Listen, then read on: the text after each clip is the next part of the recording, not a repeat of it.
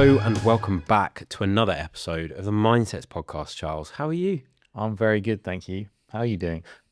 I mean, I sound like I'm from Birmingham, which is no shade, but I'm not well. Well, I am well now, but my nose is catching up on the not well side of things. Right. I think the listeners will like that. A bit of a husky voice. Yeah, as long as I don't start doing the G thing, the hard G. Oh no. Birmingham. I don't want to be doing that. We've now lost all of our listeners. We have. Well, for all of those that are staying through my nasal expression, we're doing the most exciting episode today because we're talking about the most exciting footballer I think we've seen ever. Could be argued.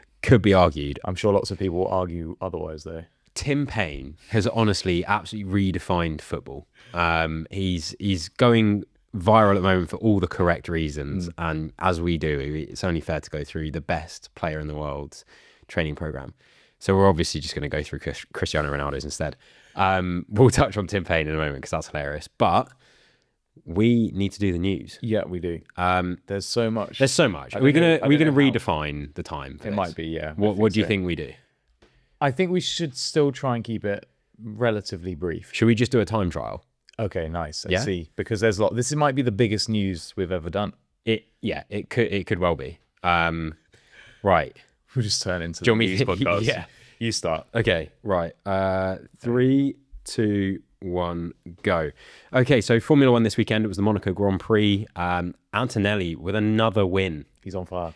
Probably the easiest place to win if you are a P1 on the grid, but he fought through the battles of some various stops, and Hamilton took second, Hadjar taking third.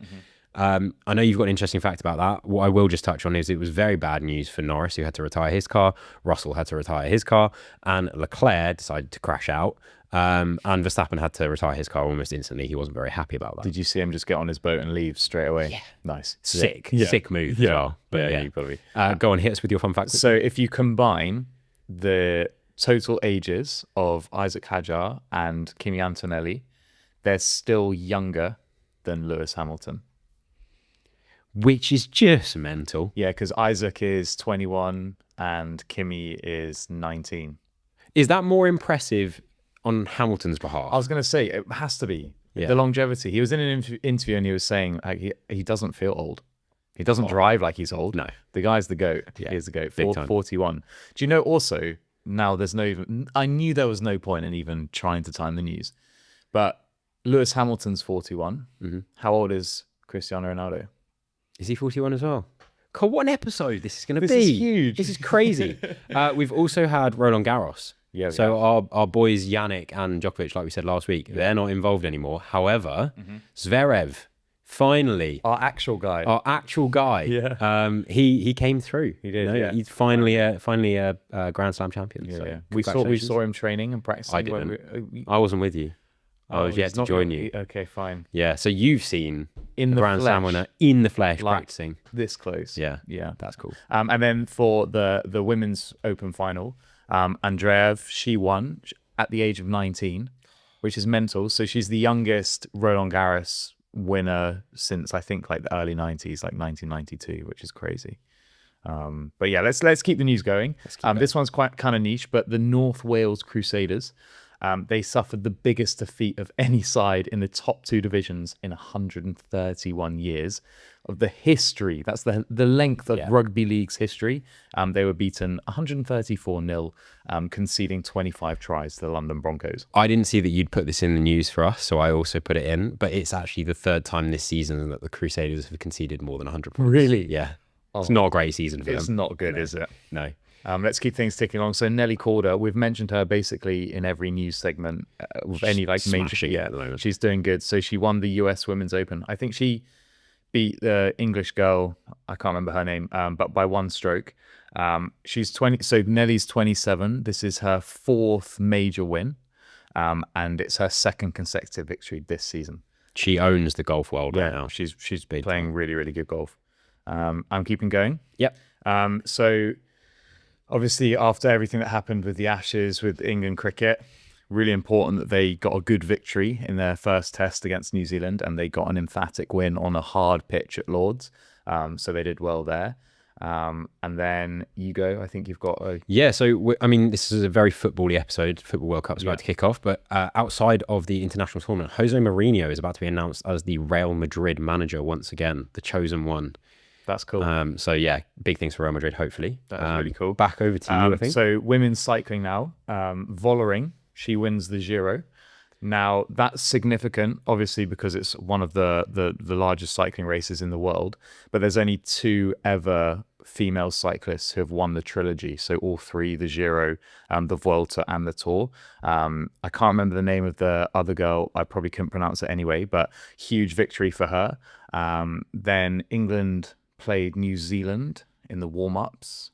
They beat Tim Payne's New Zealand. I know. 1-0. Stinker. Yeah, not great, was it? And then I've got a load of athletics news, so I'm just going to reel through you fire away. Maybe we do the 2 minutes on this. Yeah. So Olympic champion, 800-meter champion, Keely Hodgkinson, she ran a personal best at the Diamond League in Stockholm, but she still got beaten by Audrey Vero. The Swiss athlete was she was incredible. She did really, really well. And she ran a 1:53 or just sub 1:54. And that's the 3rd fastest women's 800-meter time ever. Keely ran a new British record. She ran the 6th fastest 800 meters ever and still came 2nd, which is pretty crushing. And in a post-race interview, despite doing all of those things, said it won't happen again. Yeah. Which is so cold. So cold. She's cool, isn't she? And then another British girl who's been having a really good season, Amy Hunt, 100, 200 meter runner. She, for the first time, ran sub 11. So she ran a 10:97, which is a massive PB for her in Stockholm. This is my favorite one, though. There's a new teenage sensation on the block, 17-year-old American guy called Cooper Lukenhaus. And he won the gold medal for the 800 meters at the indoor, but he backed that up. This was his debut Diamond League performance, and he just blew everyone out the water and won the gold in his first ever. I think it was his first outdoor race of the season as well, which is incredible. So he's looking pretty good. So sick. I love it when young athletes just don't have a barrier. No, and they're just they just do what they do. This top level athletics thing, that's easy. Yeah. I've got one more, but I kind of want to ask you a question about it. Go on. So this will end the news. Okay. What time are we on? Oh, we're nearly 6 minutes in. Perfect. Good. We've lost everyone. So Mondo Duplantis is one of my favorite. Yes. He's a pole vault champion. Right. He's the GOAT, and he's Swedish. He got beaten at the Stockholm Diamond League, right? So he got beaten in front of his home crowd by the Australian, Marshall Curtis, I think, off the top of my head. When was the last time Mondo got beaten in the pole vault? Do you know what? I might actually have a pretty good guess at this, because I remember seeing him break a world record a long time ago in the flesh. And I'm going to go ahead and say that he last didn't win. Is this just Diamond League? I think this is Diamond League. This is World Champs. This is Olympics. Okay, the guy's got the monopoly. I'm going to say could it even be 2010? When was he born? I don't know, but I'm pretty sure I saw him at a Diamond League event in London in 2011, and he won that. I don't know how old is it. He must be older than I thought then. I don't know. But go on. 2023. 2023. I mean, still yeah. That's the game. 3 years. You ruined the game. I'm sorry. Because think how many times he's competed. Yeah. He is the true the best pole vaulter ever. Well, he's known. I mean, I can only assume that he very, very clearly put into his contracts with all his sponsors that every time I break a world record, I get a fat bonus, and he just seems to break it when he fancies a fat bonus. Yeah. Fancies a good holiday. I'd love to do an episode on him. He's a proper athlete, isn't he? We keep saying this. There's so many athletes. We're going to have to get through them. Wait, I didn't say this, but it seems like a good time. I want to compile a list of the best all-time athletes. Yeah. With the help of the listeners and the viewers. Yes, please. So we should put a story post up. You can just put a name. You can put a couple of names. You can justify it if you want. Yeah. And then we're just going to argue it out to figure out. And maybe we create a mindset sporting test where the athlete, we put them into a simulation and see who comes out on top. And we just discuss through. I think that's great. That'd be a really interesting episode to do, or a couple of a series maybe. And I would also preface by saying no sport doesn't every sport is considered. Yeah. Like, And I mean, it doesn't even have to be like a recognized professional sport. It could just be like an athlete or someone athletic that you think should be put in the mix. beard meets food. Right. Why not? Why not? High skilled, Yeah. high endurance. Yeah, exactly. All of these things to consider. Yeah, an extra piece of news as a little catch up for you. I think I've decided I want to get really lean again. Oh, really? Yeah, I've been okay not being lean for like a few months now because I just want to get some strength and some size back. But like, I don't know if it's the pressure of summer. Or is it off the back of our last episode of the bodybuilding? It could be that. Could be. I was so motivated last week to do a load of bodybuilding. Here's a really rogue thing. Do you know what baklava is? Like, Oh, yeah. food roll. Okay. I'm well If aware. you don't know, if you're listening to this and you don't know what that is, you need to get to know. My mum gave me some for the weekend, and I had that as a pre-workout snack. Wow. The pump, Unrivaled. incredible. Yeah, I bet. Just the salt and the sugar Sugary and the carbs. carbs, Yeah. incredible. So I've saved some for today. I'm so excited. Big fan of the baklava. Big fan. Pre-workout. That's my news update. Anyway, like I said, we're going to be talking about football today. The Football World Cup starts off extremely exciting time of the year. Not usually if you're an England fan, because it always ends up in disappointment. Unless it's the women's World Cup. Unless it's the women's. My favourite. Unfortunately, it's not right now. not, That's yeah. the problem. But we gave a little bit of a shout out to Tim Payne earlier. For those that are unaware, Tim Payne has for some reason just started going viral on the internet. Well, no, the reason was there was like a South American content creator, and what he did, I think he makes content on football, but he like found the least followed World Cup footballer, and then said to his followers, let's go and just like bump up his numbers. So it started like quite niche with all of his South American following going and liking or following Tim Payne, and then it just escalated. Because I got on the hype, like I saw that he had made 1 million followers.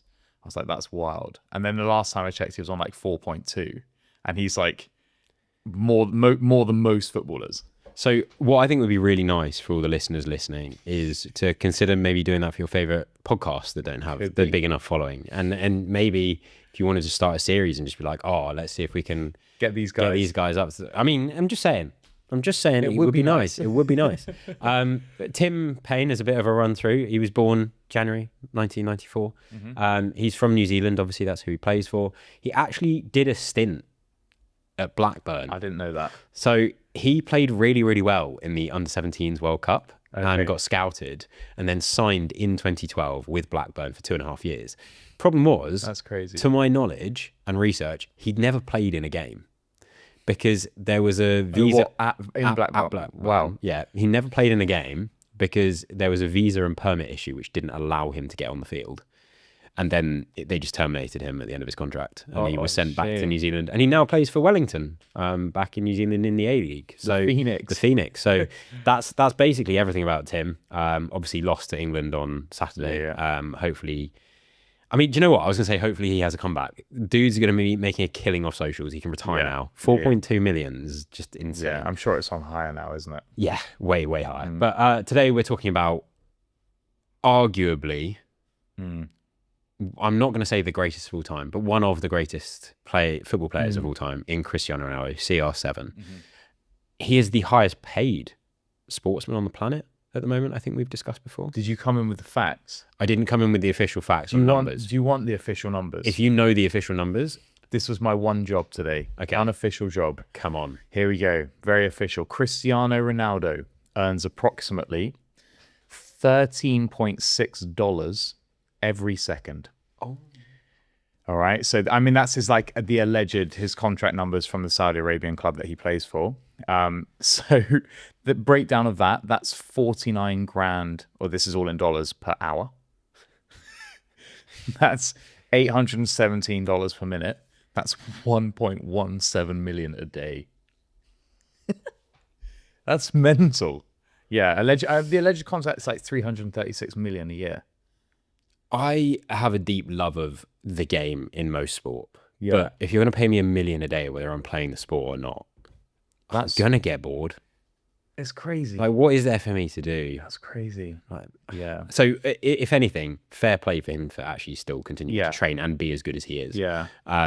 Obviously, in this country, we grew up watching him playing in Manchester United and then going to Real Madrid and then all of that. And it was like deeply, deeply impressive. I think one of the best things about watching him and Messi play is that the two sides of this GOAT debate were that Messi was just beautifully talented and didn't have to work that hard, whereas Cristiano Ronaldo on paper wasn't that talented but just had to train his socks off. I think that's why, like, I don't know why, but I prefer Ronaldo. I think also maybe because we got to see him play. And like growing up, I feel like we were in the era where he was good. It was always like Ronaldo's a good player. Like he's one of the best players in the Prem, and like he's always one of the best players at Man U. But then it like elevated to Cristiano Ronaldo is the best player in the world. And that happened whilst we were watching it, which was pretty cool. I think this could be an unpopular opinion, but my hot take on Cristiano Ronaldo versus Messi is that Messi is the better football player. Cristiano Ronaldo is the better athlete. Yeah. And I think that's just from the approach of how they train. And that's not to say that one trains better than the other. It's just that one of them has a far more dedicated regimen in the style of an athlete's training. Messi has just shown time and time again, there are certain things that you can't really train that he just has an ability to do when he's dribbling. I think that's fair. Because I've seen lots of reels of this debate. And like, I don't know all that much about football, but all of the people who are debating it are saying, well, actually, I've seen like the extreme where it's like, it's not even a question. Like, why is Ronaldo even in the equation? Like, Messi is so much better. But then I hear stories of Messi before the game, like the manager's chatting about tactics and Messi's there and he's not even listening, like he's scrolling on his phone, and then he can just turn it on for the game. For me, I'm like, okay, that's impressive that you're that good and you don't give a shit. But also, you're playing a team sport. Get off your high horse and like be a team player. And like, so I prefer that Ronaldo is like dedicated to the game and like works hard, trains hard, and like plays for the team. Yeah, 100%. And what we're going to be doing today in classic Mindsets fashion is we're actually going to be able to take you through everything about his training. We found a really good source in, I mean, there's basically one of his supplement sponsors has managed to do a good interview with him, has pulled all this information. One of the biggest things, and we're seeing this more and more, and I feel like we mention it every episode, in athletes that are later on in their career, like athletes like LeBron, Lewis Hamilton, all in their 40s, Tom Brady as well. All of these philosophies are, your training is only as effective as your recovery. And how they manage that isn't necessarily just taking fat long rest days, but it's just how do they make sure that their body is recovering enough for the next session. And I've had a few people asking me, you know, what's the best session that I have seen some of the best athletes do, now that I'm in a point in my career where I'm filming some really good athletes do their training. And the biggest thing that I've noticed is that none of them usually finish their sessions lying on the floor. Never. It's always about, in that final rep and the final minutes of a training session or whatever, it's the thought process isn't, okay, can I be so competitive to the point I hit this goal that I set beforehand? The thought process is, I've got that session next. How do I get the adaptation out of the next session? What do I need to do? Okay, and same for like the fueling strategy. It's like 100%.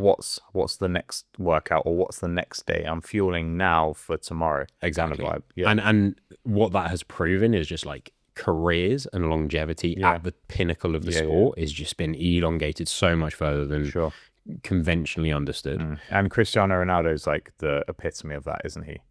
Like still going now. So he's 41. He's at the World Cup. He's going to be one of the best players. He's still making the Portuguese team. Like that's crazy. It's crazy. This for sure is his last World Cup though.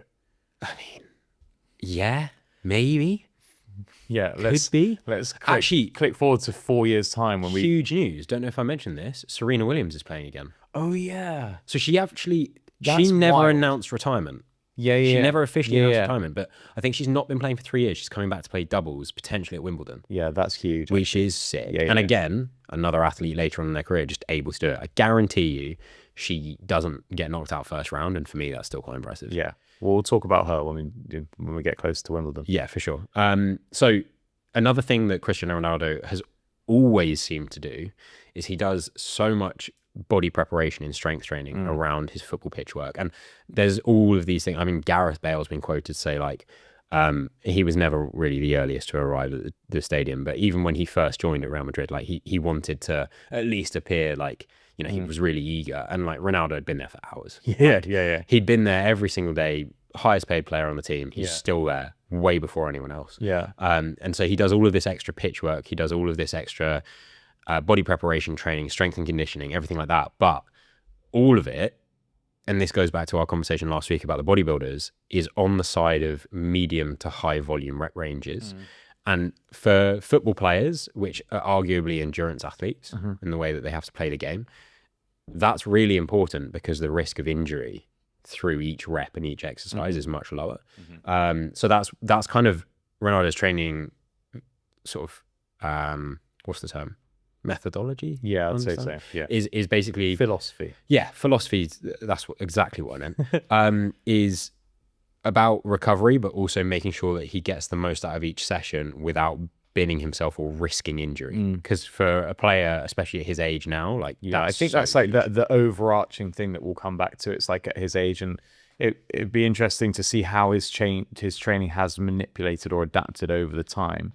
But like, when you see him on the pitch now, there's a lot less tracking back. And there's like, I'm probably just going to stand at the halfway line. And that's just like energy preservation, but also like he's not playing for the full match, is he, at this point? Well, we might see that in the World Cup, but I doubt he'll play the full game. And like, he's there because he has that all-star quality. And with one free kick or one pass or just one moment of magic, he can change the outcome of the game. But is he there to help out doing like the dirty work in midfield and tracking back? Probably no. We might also not see him play full games. Yeah, I'm sure that will be the case. Yeah, and that partly comes down to what we have here is a weekly training split based around a normal in-season match week. However, the World Cup is not a normal in-season match week. You have multiple matches in a week, so it would be interesting to see how potentially this shifts. But also, what we might see is he might be playing full matches in his season for his team in Saudi, but like he probably won't be doing that because he just won't be able to recover again. And also like the quality of the league there and the players there. They've got some highly talented guys, but they're few and far between, and they're there because of the money. Yeah. Well, even at 41 years old, Cristiano Ronaldo does double days. So he still trains twice a day. Yeah. So in a typical week, Monday morning, session 1, pitch. So that could be with the team, but pre with the team and often post with the team, he'll be doing independent drills, which is your agility drills in and out of cones, ladders, that kind of thing. A lot of passing work because, as you said, he's not necessarily doing all the tracking back, and as he's kind of aging, his speed is less of an impressive thing that it used to be. So he needs to be doing more of the technical work and moving the ball about and being that guy with the vision. So a lot of passing and a lot of footwork drills, and then also moving his body into the best position so that he has the space and the time to do what he needs to do.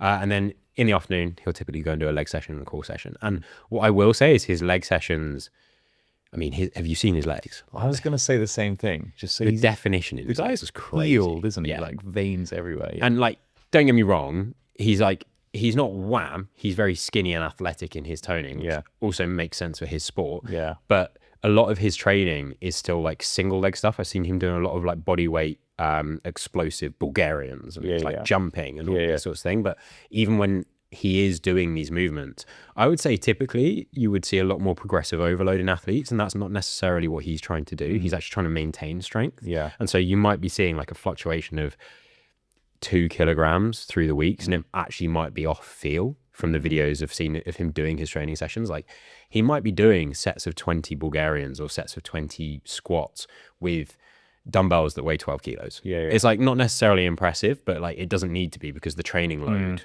and what he's very sport specific, exactly. And like, I don't want to keep barking on about it, but it's like for him at his age, it's all about just resilience and longevity. And like, it's clearly been working for him. So it's like, why change that now? Why compromise your health and fitness by loading up a really heavy barbell? And like, notoriously football players have really tight hips and hamstrings, and like the mobility through their hinging pattern is pretty tough. So if you're loading something heavy, you're probably going to put yourself in like a compromised position anyway. So it's just not worth it.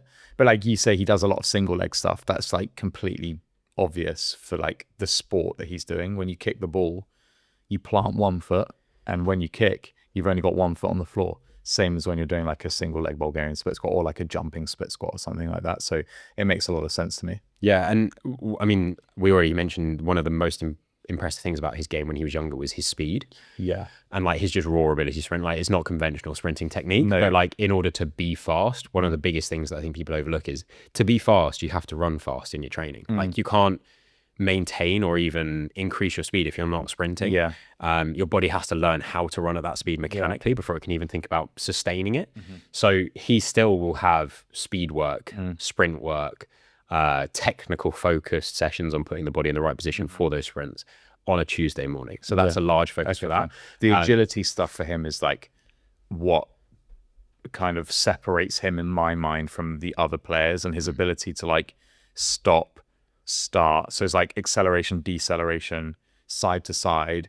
And like that in itself without a ball is impressive, but then to do it with a ball, and then the skill and like refinement of technique where he can put the ball like through your legs, and like if you blink you're done. I would say that's so impressive. I'd say typically if you're watching football, like 90% of the agility that the footballers need to have is to be able to work around other defenders when they don't have the ball. So you think about like a corner kick coming in, like Cristiano Ronaldo is known for doing a really great jump, getting up there, heading the ball into the goal, but he doesn't ever start where he doesn't head from where he started to do it. Like he will be at the back post, he'll sprint forward through two players, jump up and then get there to lose his man. And to be able to work in and out of those players at full speed is where the agility comes in. That used to be like one of his, again, like a separator, was like how high he could jump, wasn't it? Like, have you seen all of those where it breaks down when I think it was at Real where he like did some crazy bicycle kick. Yeah. And he's like above head height of everyone when he's kicking it. I'm like, you've jumped like 1 point something meters to get up there. And now then gone upside down. Then you've gone upside down and you've still scored. Yeah. Like crazy. But, and then like you said though, to be able to do any part of that with a football, I mean, Messi's a great example of this, but to be able to weave in and out of players, yes, you've got to have the technical skill to make the ball go where you want, but then quite often you're like bending your legs around someone's leg that has stuck out because they thought the ball was going to be there, and now you're jumping in and around it, and like you're doing all of that without looking at them. My favorite thing is like when I watch videos of Messi playing, I go like, he's been doing it long enough that you know what he's going to do. Yeah.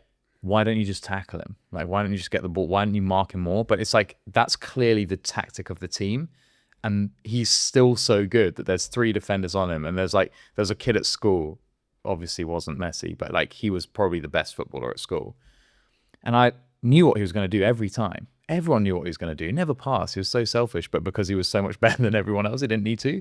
And every time he'd just like rinse everyone. I'm like, well, I know he's going to do that, but he's so good, it doesn't matter. There used to be a YouTuber that I used to love watching that was like you know what I mean when I say street panner? Yeah. So like basically you score points by going through people's legs. Yeah. So he would go up to people in the street, or he'd like just set up a thing in a busy area and just be like, I'm going to kick the ball through your legs. Yeah. I'm telling you that. How long can you last before I do it?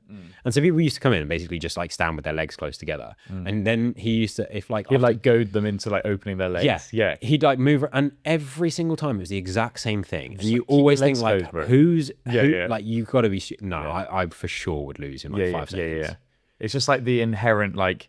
You want to grab the ball. Yeah. You're like, I think I can get it. Yeah. And he's just so fast. It's so fun. But that, again, hats off to them because they can so be that skillful. good and that quick. Yeah. Another image that Cristiano Ronaldo is known for is after scoring, removing his top and doing the like double bicep flex with his chest and everything. So upper body does need training. Yeah. So he does a chest and a back day apparently on Tuesday afternoon. I mean, he is tiny. Like, still, come on, like to be skinny, be hitting that pose. Like, yeah, you're shredded, but come on, yeah. Put him next to Sam Sulek. Yeah. God. Then Wednesday team training, tactical session. This is, I mean, I'm sure a lot of people will have seen clips on the news of a football team training in the background, but like that's basically what it is. It's doing the passing, the moving. Some of them will be wearing bibs. They'll do small 5-on-5 games, one touch, that kind of thing. Again, kind of goes back to the sort of drills that he'd be doing on a Monday morning, but he'd be not necessarily doing them into the like exactly concept of an actual game session. For sure. Wednesday comes back to training legs and core. Probably quite a similar actual session, just kind of what is go through the motions. Yeah. Thursday, back on the pitch, finishing drills, set pieces. So he's like world renowned for spending 2 to 3 hours doing free kicks. And like not necessarily hitting 10 balls a minute for those 2 to 3 hours, but like lining it up, doing something, going through seeing the if it process, works. And like it's a bit like Johnny Wilkinson before he used to hit a conversion, but like lining up in that stance, visualizing, looking at the ball, looking at where it's going, and then hitting it. And it's the same again. Like the goalkeeper knows where he's going to try and put it. Can you stop it? Probably But not. also, like, he developed a technique of like hitting the ball. I can't remember what they call it. Knuckleball. The old knuckleball. God. And like, he kind of forged the way for that. And I don't think necessarily, and you use Johnny Wilkinson as an example, but when they put up a spiral bomb, I'm much better with the rugby. Yeah. When they put up a spiral bomb, they don't know where that's landing. And that's why it's hard for the defender. Same with Cristiano Ronaldo. When he kicks the football, it's all over. And with like the technological advancements of the ball, they go all over the place. They dip up and down. They move side to side. He doesn't know where it's going. He's going to kick it towards where he wants it to kind of end up. But that's, again, the beauty of why it makes it so challenging for a goalkeeper. So, little insight on the footballs here for you. I used to be a goalkeeper. Knuckleballs were a nightmare. Yeah. Absolute nightmare, because it genuinely is the most embarrassing thing. A ball is coming straight at you. You hold your hands out, and then somehow the ball is behind you. Yeah. Interestingly, a lot of the Adidas footballs, which we used for a period of years, I'm not actually sure if they still are for the World Cup officially, but they sponsored the World Cup, so it was their football. The famous ball... This must be like 2010, isn't it? Yes, the famous ball was 2010. There were still issues with the 2018 ball. But these balls were designed and developed at Loughborough when I was there. Really? So we had an insight, because I was using the same wind tunnels for my degree, as to what was going on. But what actually happens with a knuckleball is intentionally you try and hit it at the valve, which is like a different structured point. Yeah. And then you try and hit it with no spin. And the reason being is then the air pressure of the air that the ball is going through completely decides the fate of the ball. Yeah. And what you have, imagine like a slow-mo of a golf ball being Like hit, that you see compresses and like goes like, for those that are watching, it like compresses and goes like a really weird shape. But because there's small amounts of wind and where a player has moved, there's slightly lower pressure, like the ball moves towards that low pressure and then it kind of moves back, because for it to move one way, it has to go back again. And like the ball is doing its own thing. And the controversial football, I can't remember the name of it now, it had a great name, the Jabulani in 2010. Huge. The Jabulani ball. Yeah. The way that it was designed with its 3 patches meant that actually, rather than hitting it on the valve, if you hit it on one of those patches, it made the ball go really weird shapes. Yeah. And that's why the knuckleball thing happened. Iconic football. Unbelievable. And if you go onto YouTube and you type in knuckleballs and just watch a compilation, first of all, they're sick. Second of all, they're all using the Jabulani still. Yeah. So anyway, we're on to Anyway, we're on to Thursday. So we've talked about the finishing drills and the set pieces that he'll be doing in the morning for a few hours, and then again in the evening he's doing gym, upper body, shoulders, arms, and core, proper quote unquote fuckboy workout. You know, it's his personal brand. He's got to keep it up. yeah. But also, like, if you're jostling with a defender, like, you need to have the strength in the upper body to like beat players and like hold them off. And that's why I do. You know, when I'm on the Pull their tube in shirts or London, whatever. I've got to hold my ground when I'm on the tube. Yeah, you know, yeah. that's why I train arms, shoulders, and core. Friday, light activation. So Friday, obviously, if we're thinking about match days, usually being Saturday. So Friday needs to be a slightly easier day to prepare the body. But light activation of stretching and mobility, I would say that this has been highlighted as a thing he does on Friday. He does this every day. Sure. Absolutely does this every day. But maybe a bit more this would be prevalent the only instead thing. of. Yeah, the only Exactly. thing he's doing. And then he'll go to the gym, he'll do a full body circuit, which kind of is somewhat counterintuitive. But again, I would say that this is probably more on the side of, I mean, it's not moving the needle. Yeah, but it won't be like, for him, it's probably a mixture of, this is what I like to do to stay sane before a match. And also it'll be like potentiation, like get the juices flowing, get the muscles ready and like firing, and just like make sure you're feeling good. But it won't be anything like detrimental to his performance. So it won't be crazy heavy, that he does that anyway, but it won't be anything that's going to leave him sore or start to create, like you say, it's nothing adaptation. It's all just maintenance. Yeah. And then Sunday, some of you might expect this. It's more of an active recovery day. So sort of resting as much as possible, but chilling out in his pool, maybe a bit of walking about. I think one thing to highlight though is this is actually relatively recent, because again, I remember watching YouTube videos when he was talking about his training. When he was younger and had a bit more energy or a little bit more like motivation towards his career, not to say that he's not motivated, but like, you know what I mean? He did actually used to spend the day after the game going and doing a shorter version, but nailing the skill set that he felt like he ruined in the game. Like he was that, Yeah. like tapped in a way. Literally. Like we've always said with elite athletes, like they have to be so competitive with themselves that like he would probably go back to a pitch. But and also spend like doing that. not just elite athletes, the best. Yeah, for sure. Yeah. For sure. Now, what we actually have from our sources, we actually have a breakdown of what a session could look like. Cool. And we'll run through it similar to what we did last week. And interestingly, like volume-wise, it's not far off what some of these bodybuilders were doing. So he would typically be doing, as we said, most of his rep ranges are never going to be below 10. So on a lower body session, we're looking at barbell squats, doing 4 sets of that maybe. And then we're not going too much above 10 to 12 on that. Yeah. Rear foot elevated split squat, we spoke about that. 3 sets each leg, 10 to 12 reps. Jump squats, explosivity training, 3 sets, 15 to 20 reps on that because it is just going to be body weight. Yeah. Dumbbell 1 leg deadlift. Again, very sport specific, 3 sets of 10. Leg press, 12 to 15. Leg extension, 3 sets of 15. That's a huge one he always shows off online because it's like his kicking power. Yeah. And you can see his quad along the side is like the striations in that. So then lying leg curl, 12 to 15 reps. Plank holds, 3 sets of 60 seconds, which is actually like, you'd think when you look at him, he can probably do longer. He probably can. Yeah. But again, he's not trying to do anything particular other than just protect his core. Medicine ball rotational throw, 3 sets of 10 throws each side. And then a cable wood chop.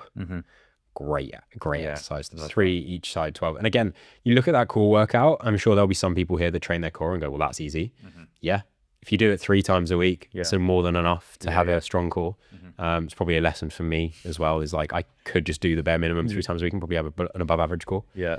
So that's what a lower body session looks like. There's nothing really that surprising in there for me. No. Upper body wise, I think also like it's not some, this is going to sound horrible. It's not surprising to me, but it might seem surprisingly simple. And it is just literally simple, effective. If it ain't broke, don't fix it.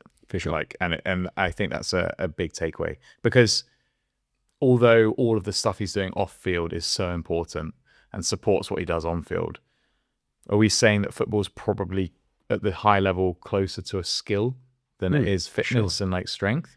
Probably, if I'm going to point the needle in one direction, it's closer towards the skill than it is the physiological adaptation. So that's maybe why it's like, it's not crazy in the gym. Yeah, and I think another thing that's been obvious about Cristiano is he doesn't do this training because he has to all the time. He does this training because he kind of enjoys it. Yeah, like he likes being in the gym. Yeah. And so for anyone that likes being in the gym, you've got body dysmorphia. So you're going to be doing the movements that give you a general look and aesthetic that you want. And that actually plays in. This is where I was slightly more surprised in his upper body training, because it's less S&C style. Yeah.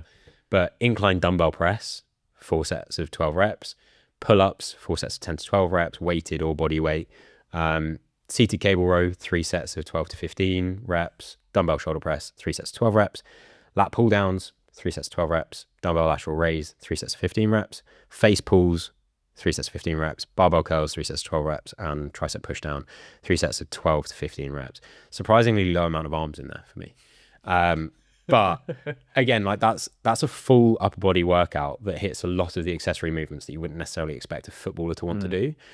But again, like there's no real wrong in training. If you feel it works for you, if it keeps you smiling and it just allows you to be a better player, then you're just going to do whatever you want to do. Like, I don't know if you know Akinfenwa. Yeah. Akinfenwa was a British football player. I think he played, I don't want to say it was for Burnley, but he was viral on the FIFA days because he just was so big and strong, and he had like 99 strength. Did he have massive quads? He massive everything. Okay, fine. He just massive everything, but he used to bench like 180, and like that's just used to be what he used to do, because he was like, I love being able to move heavy weight. Like, why not? And again, like that's it. It is your career, but you don't have to just be a slave to it. You want to do what you enjoy. And you want to look a way that you want to look. Arguably, I would love to know, actually, he's obviously made more money from playing football, but how much money has he made in modeling? because he's done so much modeling for like Hugo Boss and weird mouthpieces from Japan. I don't know if you've seen that, or he's like waggling it up and down. Is he? Cristiano Ronaldo did a I think I cheek training I thing. must have seen that actually. That's wild. So the cheek training thing to get that sculpted jawline, which now everyone's referring as like mogging. Yeah. He invented it. So you put this mouthpiece in and it's got this like arm out here, and then you basically just like grip it with your teeth and you just wobble up and down, and then the resistance builds your jaw. Weirdly, that's not actually in his training that we've seen so far. He had a, I don't know if he still does, but like an affiliation, or like he was sponsored by one of those like waist training belts. Wait. Where you wrap it, you like tighten it and it like vibrates, or like No, I think sends it was the electrical impulses Yeah, for yeah. him. And and then he was basically saying like that's how maybe that's why his core training on here is so low, because he just uses that. The guy's efficient. Yeah. He's making a lot. He's got like a lifetime deal with Nike as well, so he's like he's not struggling. That must be nice. When it comes to pitch work and conditioning, we've already mentioned about some of the things that I've seen on YouTube, but to be more specific, sprint intervals, doesn't normally do anything more than 20 to 40 meter sprints, because to be honest, that's actually quite a long sprint, even for a football pitch. You're only doing that if the ball comes over the top. Yeah. That's not really happening for him too much anymore. No. And he'll do 8 to 12 reps, quality reps, good recovery between each set, and then that's that. Agility ladder. This is quite controversial. In a lot of sports, people say that it's not useful, doesn't need to be done.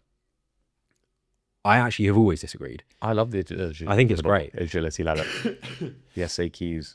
I think the thing with it, if you look at it as like it makes you better at agility, not necessarily, but it makes you far more in tune with where you're putting your foot. Yeah. And the timing of it, I think is really important. So I don't think it necessarily makes you fitter. It makes you understand your body better, and that's only a good thing. Especially when you bring in the fact that like you're gonna have a ball. You need to know where the ball is. You need to be able to move your feet. If you go and do the agility ladder, I mean, there's lots of like progression to it, but you watch Cristiano Ronaldo do it and how fast he moves through the ladder with like some pretty complex movement. And then you go and try and replicate it. If you go at the same speed as him, you will trip and like fall on the ladder. Humbling. So you'd have to start much slower. So it's like, it clearly is, it's not used for fitness, but it is used for like its speed, agility, quickness. Yeah. So it's like, how fast can you move your feet through it? And like, how does that then contextually move into an actual game of sport?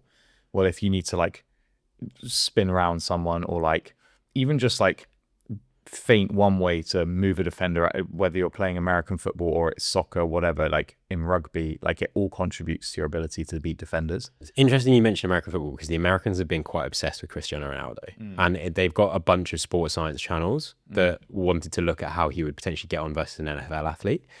And interestingly, they got him to do the 5-10-5 shuttle and the L drill, which are both combine tested things. I think in theory to expose him, but it's been part of his training. So he performed really well. He's known for doing 5-10-5 shuttle and the L drill, but there's also a T drill, which is similar to the L drill. It's just an extra length.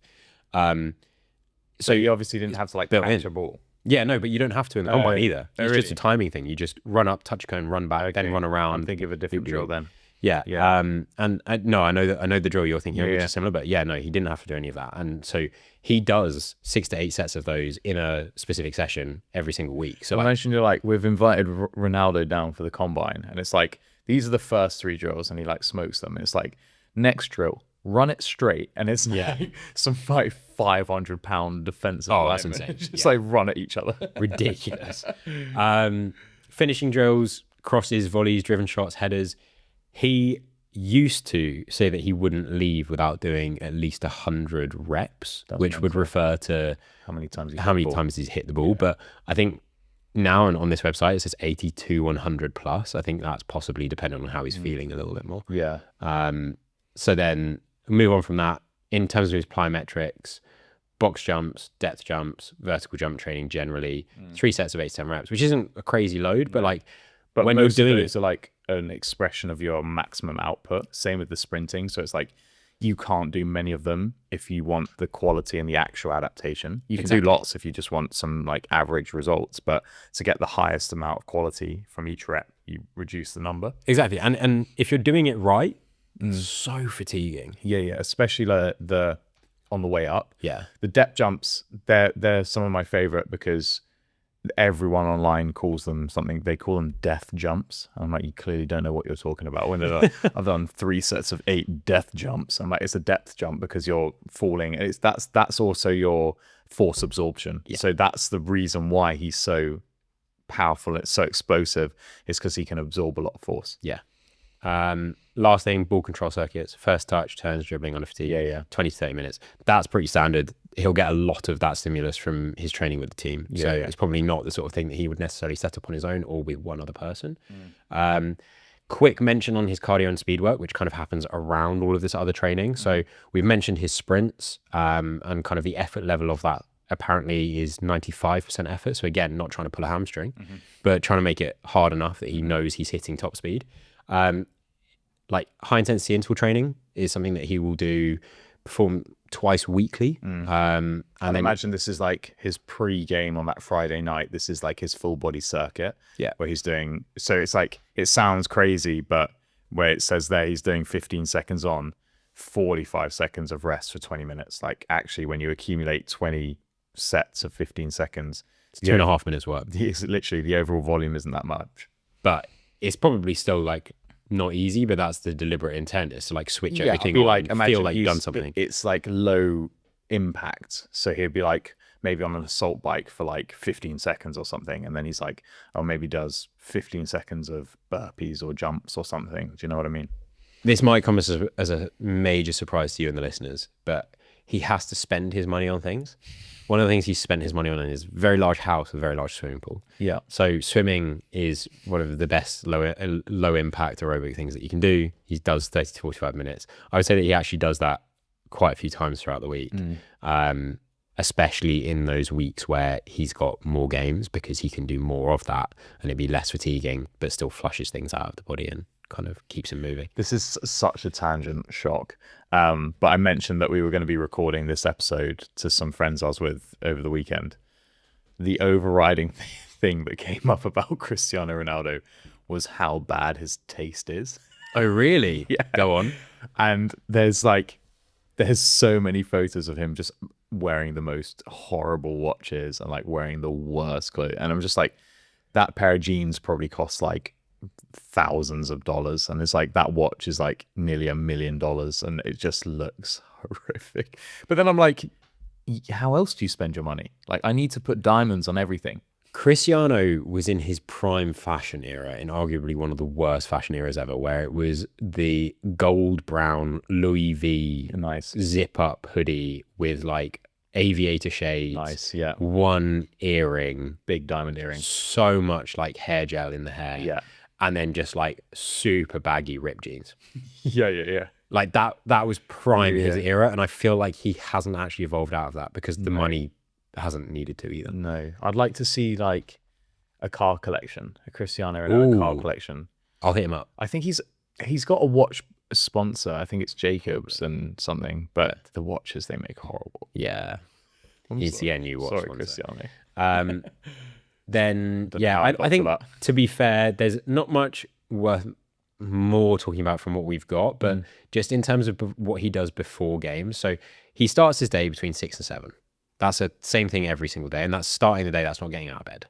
That's actually beginning to do the right thing. So on a match day, what he might do is he'll take his supplements, whatever, he'll sort his nutrition out nice and early, get that done. He's obviously got a chef that will organize everything for him. But then dynamic stretching, like you said, footballs are inherently very tight in the hips from the change direction. So hip flexors, but then training the things around the hips as well. So hamstrings, slightly lower body into the calves. This is so far. I even nearly said the type thoracic thing. Thoracic spine mobility is so cat cows, a lot of cat cows. But all along that sort of posterior chain and just sort of opening the body up a little bit early on in the morning to free you up for the rest of the day. Then as he gets slightly closer to the game, this is probably what you see out on the pitch, doing 4 to 6 short 15-meter sprints, 7 to 80% effort, just sort of starting to feel primed. Get the right way? The CNS firing. Exactly. And then a lot of resistance band work. I think we see more and more football players doing this, sort of lying down and doing resistance band work, kind of engaging their glutes, turning the muscles on a bit, like you said about the central nervous system being switched on.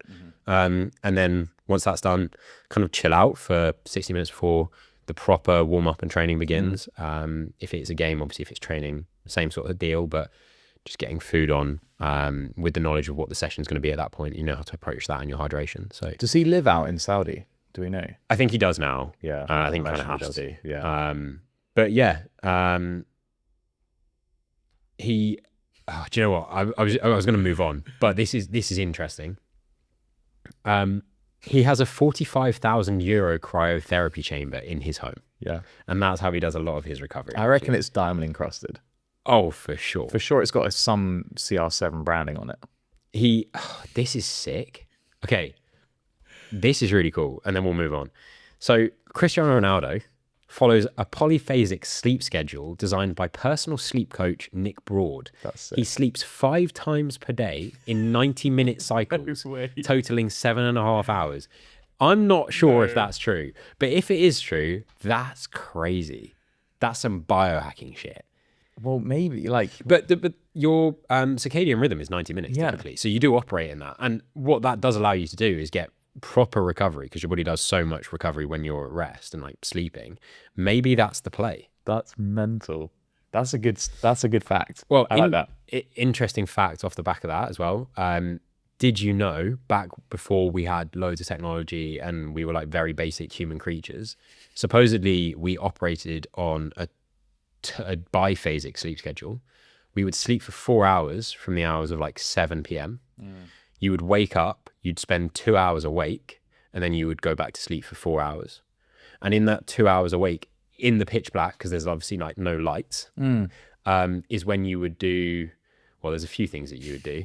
But you would prepare food, and you would, in the hot summer months, you would water the land. Because there's no dehydration or anything. You would try and take care of your crops, that sort of thing. If you're trying to make a family, that's apparently also when it would happen. And then you'd go back to sleep and you'd wake up when the sun comes up. And that's why sometimes when you wake up in the middle of the night, apparently, and you feel wide awake, it's actually part of your body's original adaptation and evolution to be so wide awake at that time of night. It's just like crazy. It sounds great, but only someone like Cristiano Ronaldo has the ability to do that. Imagine I went to work and I was like, sorry, I've got my fourth 90-minute sleep. I mean, you could try it out. On the sofa in the office. I've seen enough elite athletes fall asleep on the gym floor. Yeah. To know that they all try it. Yeah. God, I might start incorporating this. But yeah, I mean, I think that's a pretty well in-depth view of Cristiano Ronaldo's training. It'll be really interesting to see how he and Portugal get on at the World Cup this year. It'll be interesting to see if Argentina can win it again. But I don't think England are going to win it, because it's not the women playing, as we said. Wait. Well, I can't remember if I said this on the podcast, and now I can't remember the exact thing, but based off the draws, there's potentially a Portugal-Argentina match. You're not wrong. And there's a Cristiano versus Messi. So that's going to settle the head-to-head. I could be wrong, but I think it's unfortunately not the final. I think it's the semi-final or quarter-final. I'm a Ronaldo fan now. I think, like just from the dedication side, like I respect Messi so much, and I would love to watch Messi play in person. I would probably love to watch Messi play in person more than Ronaldo. Yeah. For just the sheer like awe of his aura. Yeah. But I would prefer to spend a day with Cristiano Ronaldo for sure. He might give you a car or something. I get 5 90-minute naps. What's not to like? Yeah. Watch him sleep. Maybe not one there. Anyway, we need to move on. In fact, we're going to move on and we're going to talk about clothes. Really? We are. I've worn something again in the past week. So high socks. If you're get to know, by the way, high socks, wonderful brand sponsors for our podcast, and we can give you a code of mindset15 to get 15% off. But what the high socks do? Well, they do grip socks, they do normal socks, they do performance equipment. Recently, they started putting out new things, and one of those new things was the half diets. Yep. When you and I got them, we didn't know that it was happening. So we were very surprised, what is this? This is a very big sock. I wore it for one time on the bike, and I was actually like quite surprised at how well they fit for me, because I've had problems with other half tights in the past.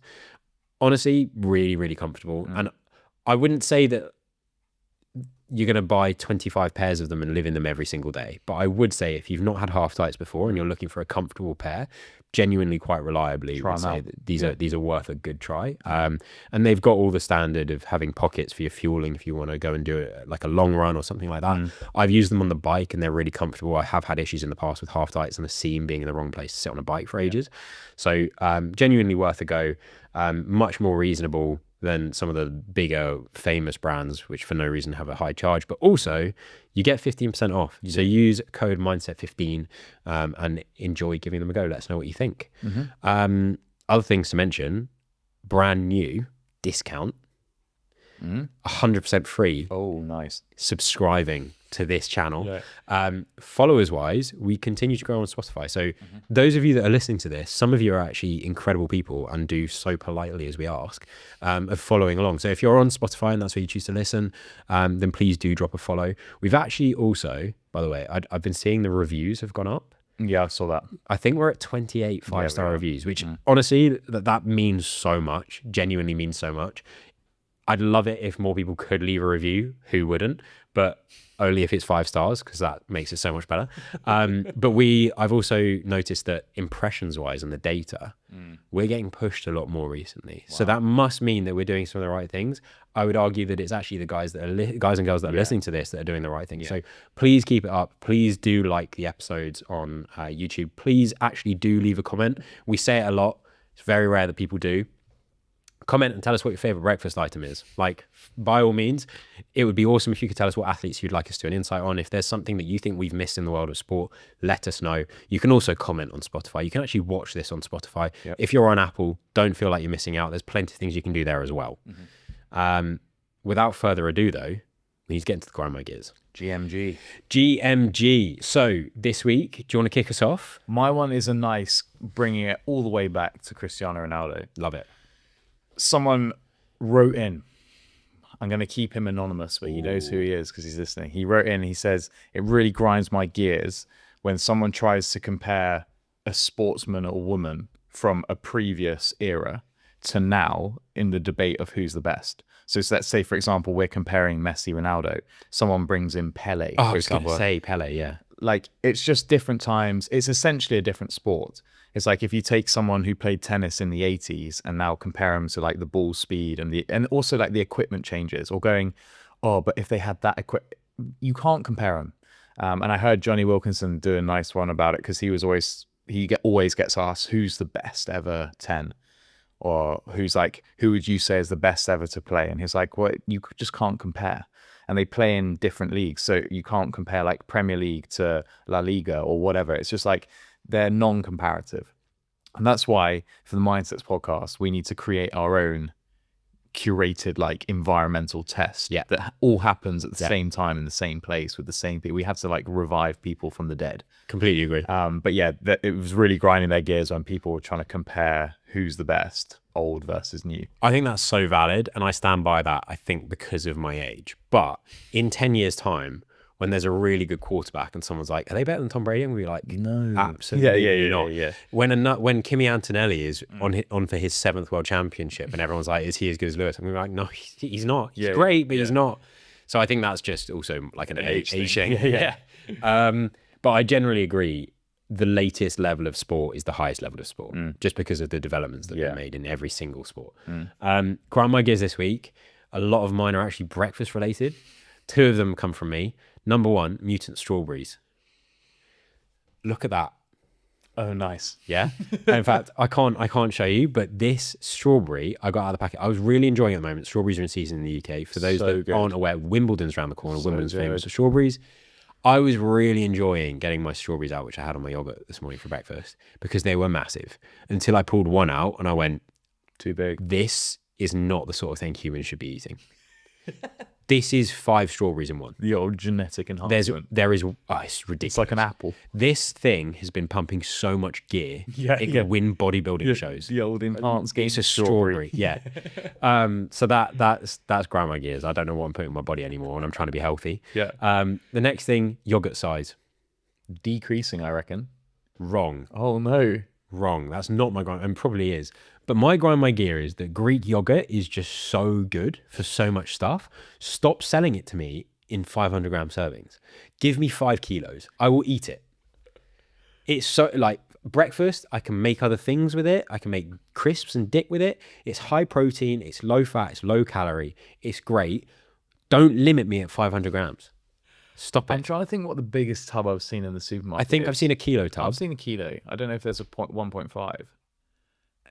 Rookie numbers. Pump this up. Give me a 5 kilo tub. Where are you keeping that? I would. Do you know what? Buy Here's a an different idea. fridge. I'd have a Greek yogurt fridge. Why not? I want a Coke Zero fridge. I want a White Monster fridge. I want a Greek yogurt fridge, and I want a general fridge. I just go and buy it when you need it. Once you're done, go and get more. What? Yogurt? Yeah. I do. I have to buy 4 packs of A week. A day.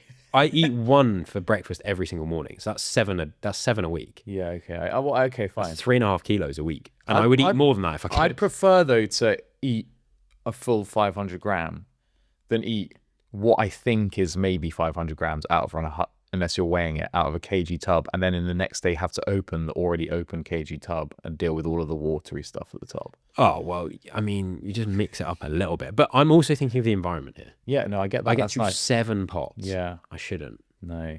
Give me half pots. you know when you go to Costco or you've seen Oh, like the mayo.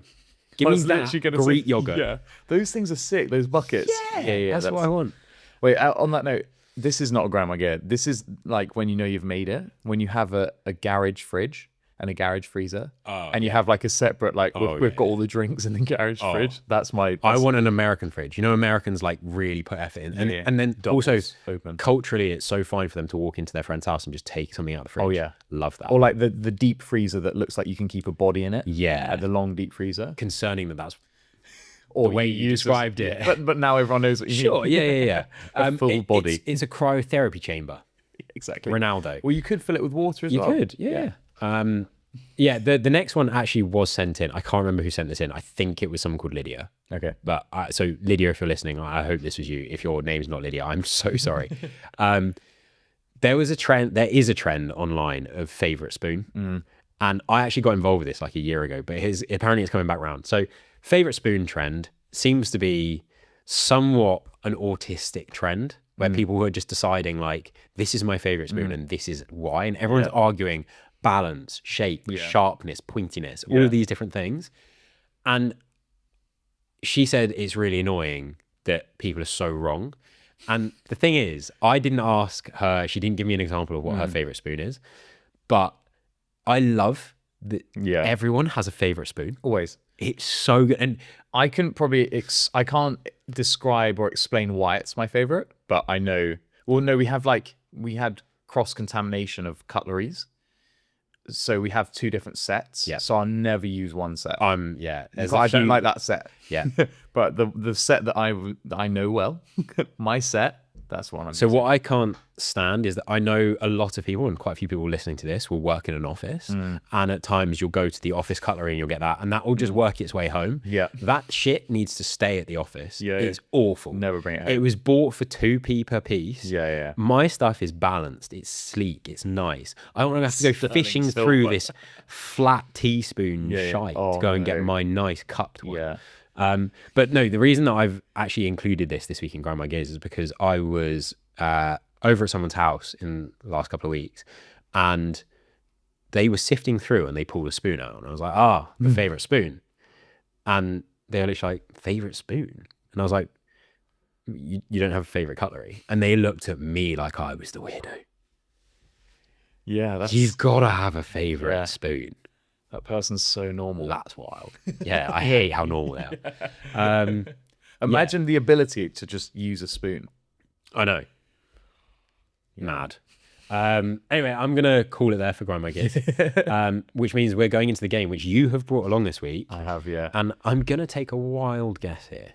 Based on the theme of the show, could it be football related? He's got it. He's got it. Surely that's a point. I ain't giving you that. But to be honest with you, it's quite hard, so you might need it. Okay. We're going to go football quiz. There's lots of questions, so we're going to try and rattle through them quite quickly. They're all World Cup related though, so it's not like generic football. Once we get through the first couple, it's then going to change to just true or false, so we can crank through those really quickly. Okay. But if you're listening at home and you want to play along, have a go. They're all multiple choice, so I've made your life a little bit easier. All right. So, question number 1. Which country hosted and won the first ever World Cup in 1930? Was it A, Uruguay, B, France, C, Germany, or D, Brazil? A, Uruguay. Solid start. 1 point. Yes. You knew that? I did. Cool. You've been practicing just in case. No, I don't know where that came from, but you unlocked something deep in my brain. You're locked in. Yeah. Okay. Which country has won the most FIFA World Cups? Is it A, Germany, B, France, C, Spain, or D, Brazil? I think it is still Brazil, although I thought that Germany and Brazil were tied on 5. It is Brazil. Okay. I'll give you that. And it is 5 bonus point. Yeah. God, he's good. Okay. Who is the only player ever to win 3 World Cup titles? Is it A, Pele, B, Messi, C, Jeff Hurst, or D, Ronaldinho? I think Ronaldinho actually only ever won 1, maybe 2. Messi's only won 1. Who was the other one? Sorry. Jeff Hurst. Okay. And the final, Pele. I think it was Pele. Back in the GOAT era. It was Pele. He won in 58, 62, and in 70. Mate, you're doing good. Who is the only player in history to have scored at 5 different FIFA World Cup tournaments? Is it Michael Ballack, Cristiano Ronaldo, Didier Drogba, or Lionel Messi?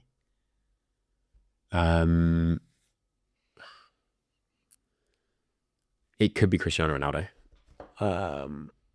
I know that he did something similar potentially in the Euros, but I think I might go rogue here and shout out one of the Chelsea great players and go with Michael Ballack.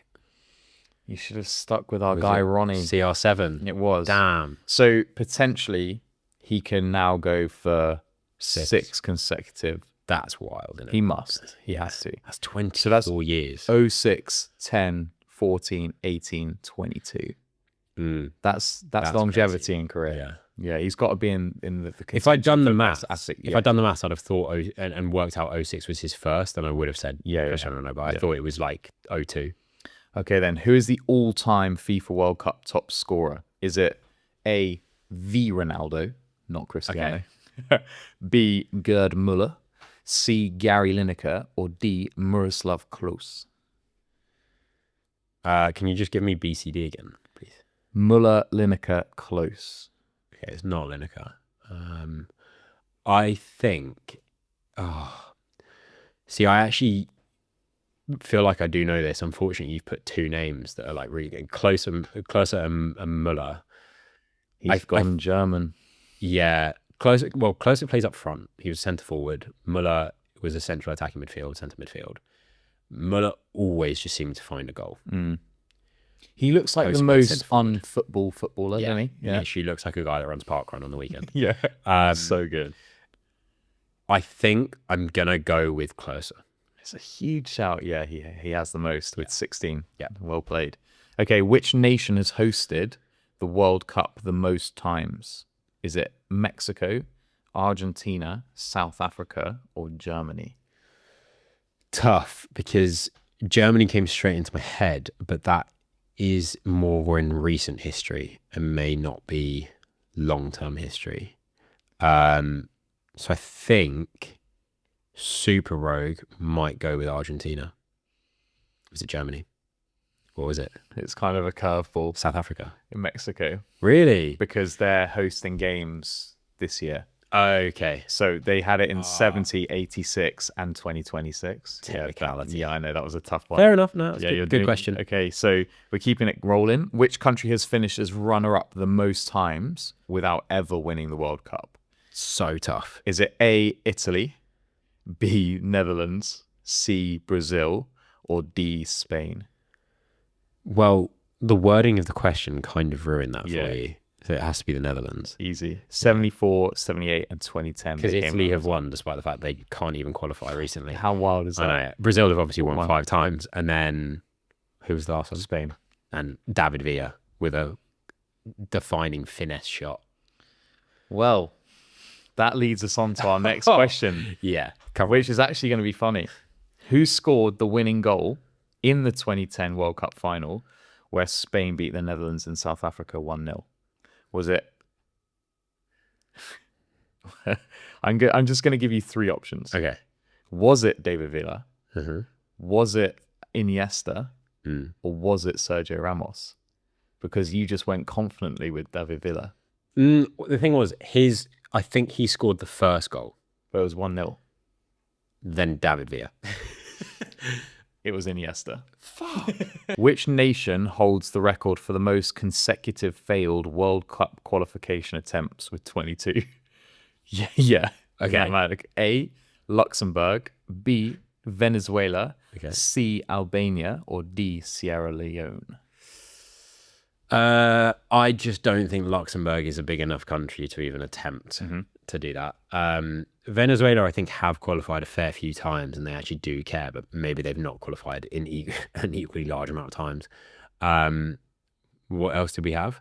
Albania and then Sierra Leone. Similar with Sierra Leone. I feel like they probably do have a football team, but I'm going to go with Venezuela. It is A, Luxembourg. Was it? So Wow. there's 131 nations that have never qualified for the World Cup, I think. Venezuela are the highest ranked team to have never qualified. Okay. And then Albania and Sierra Leone, all of them have never qualified, but Luxembourg is the one that's failed the most times. My logic was right. Yeah. I was beaten by Yeah. Luxembourg's weirdness. All right, we're nearly there, I promise. What was the name of the dog that famously discovered the trophy after it was stolen in 1966? Oh, this is so epic as a story of something that actually happened. I cannot believe the World Cup went missing. Yeah, that's mental. After we won it. PR, I reckon. Oh, for sure. No, I mean, shit design. Yeah. Needed rebranding. Yeah. A, Rusty. B, Pickles. C, Oscar. Or D, Boris. Oh. See, in my head, I was hoping you were going to say a name that began with B. But Pickles is jokes. I'm going to go with Boris. It's Pickles. Fuck. Great name. Huge name. But also, like, did that person throw it away because they didn't want to get caught? Yeah. Or, like, is it actually just PR? Because, Like, like, you need more of that backstory. a dog found it. Yeah. Come on. Yeah. What was the dog doing in a skip? Yeah. What was it Probably doing? your in a skip? dog, wasn't it? Yeah. My dog's just... Yeah. Well, that's so weird. It Oh. was like personal Yeah. PR. PR for the dog. Yeah. Well, that didn't work because I don't even know the name. Exactly. Yeah. Okay. Final one before the true and false. Okay. Which team is the only one to go through an entire World Cup campaign without conceding a goal? And I'll give you an extra point if you can say the year as well. Okay. Without conceding a goal. Okay. A, Spain. B, Sweden. C, Switzerland. Or D, Serbia. I don't know why I went for S's. Okay. So, This was a confusing one. no, I think this is somewhat of a trick question because you can be knocked out of the World Cup without conceding a single goal. Good. Good logic. So I think in that logic, so we had Spain, we had Serbia, we had who else? Spain, Serbia, Sweden, and Switzerland. I have a weird feeling it was Sweden. So I'm going to go with that. It wasn't Sweden. Oh. It was Switzerland. Damn. Do you want to just crack a guess at a year? Yeah, was it like 2014? No. Oh. 2006. Oh, was it? Oh, I don't really remember that being a headline. I was too caught up in England, Rooney, red card. Yeah. The golden era. So were they, I don't know if you'll know, were they knocked out in the group stage? I assume so, yeah. Yeah, just from... Yeah. Because, I mean, you can technically... Just draw and then go to penalties if you're in the knockout stage. Yeah. But I think if you just draw Yeah. the whole way through a group, you're not going to get enough points to go through. I mean, even if you draw and probably win, you can still get knocked out, Yeah. I guess. Okay, true or falses. Let's crank through these. Norway have never lost to any other team at the World Cup than Italy. Is this true or false? True. It is true. They lost in 38, 94, and 98. 98, yeah. Every World Cup winning nation has been managed by a coach from the same country. True or false? At the time of winning. False. True. Is it? Yeah. That's cool. I didn't know that either. That's a wild stat. Well, that's like, that should be on the CV. That should be a criteria. Then. Yeah. I don't know what it is that they're feeding or eating, but like, if that's a quality, have to have it. Yeah. The 1974 World Cup final was delayed by 10 minutes because construction workers forgot to place the nets in the goals. That's True or false? true. It's false on the technicality that it wasn't the nets that they forgot. Yeah. What was it? They forgot the corner flags.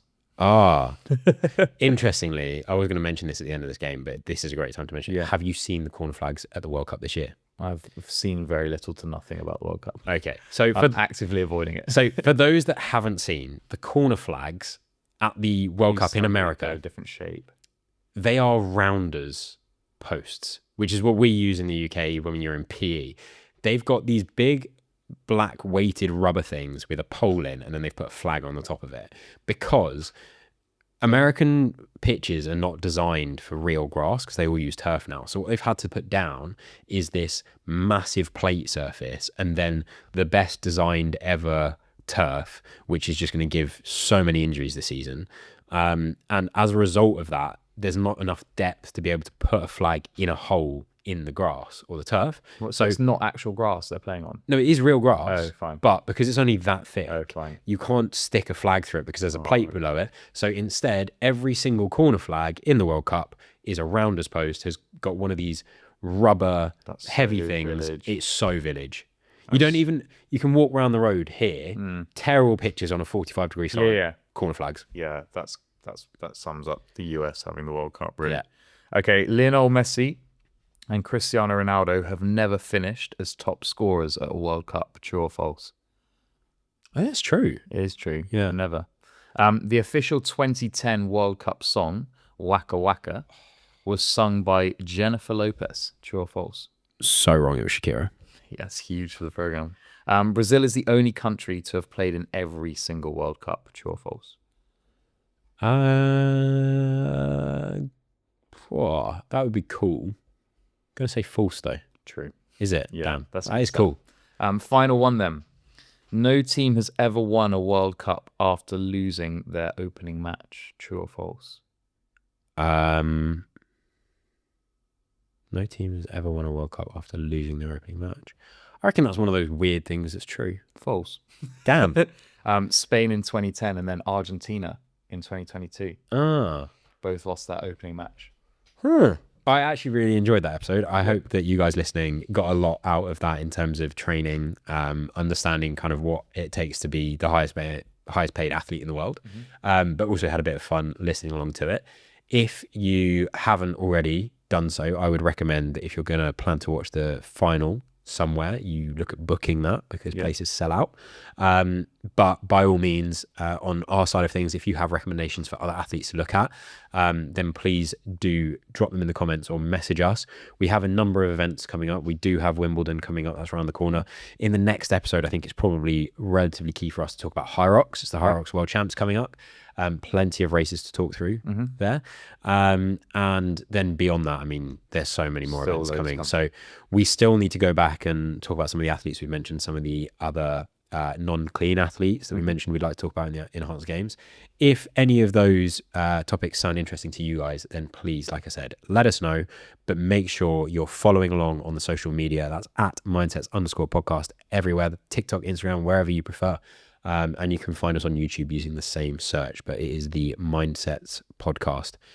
Anything else from you, Charles? I actually do this week. Oh, I just thought of it. You see? Sorry, did you hear that? No. That was terrible. God.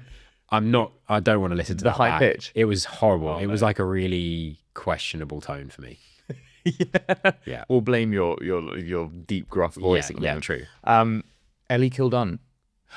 Yeah, great shout. Yeah, how did we miss that from the news? I know. Leaving Quins at the end of this season and I believe she hasn't yet signed for another club. Well, we think she's probably going to Sale. Sale are buying everyone at the moment. Where's that money come from? I don't know, but they're spending a lot of money, so it makes sense. Was it the post that I sent you where they'd commented on the bottom being like eyes emoji or something? Yeah. So who knows where she's going, but she's currently probably negotiating a very healthy contract. Do you know what though?